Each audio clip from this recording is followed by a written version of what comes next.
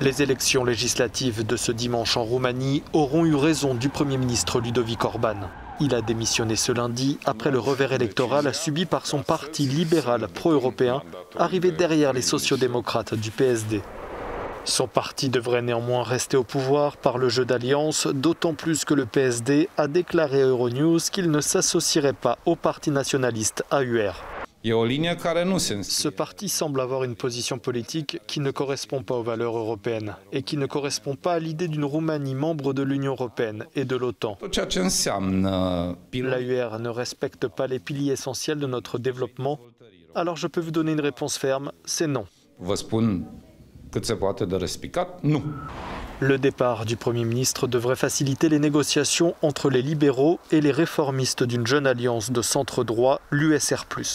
Nous espérons que pour les 4 prochaines années, la Roumanie sera gouvernée par un gouvernement pro-européen, avec des priorités claires, la modernisation et le développement du pays, attirer des fonds européens, il y a 80 milliards d'euros à notre disposition, et la défense de l'état de droit et des valeurs européennes. Nous espérons que ce gouvernement sera dirigé par le plus grand parti de centre-droit pro-européen de Roumanie, à savoir le Parti national libéral. Le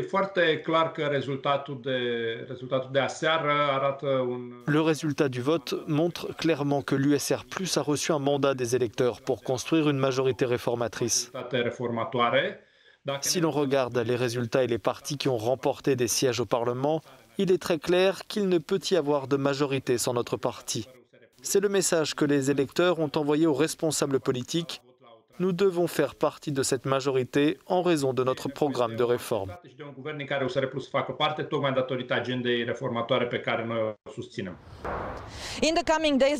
Au cours des prochains jours, le président s'entretiendra avec tous les grands partis qui ont remporté des sièges au Parlement roumain afin de décider qui il nommera Premier ministre.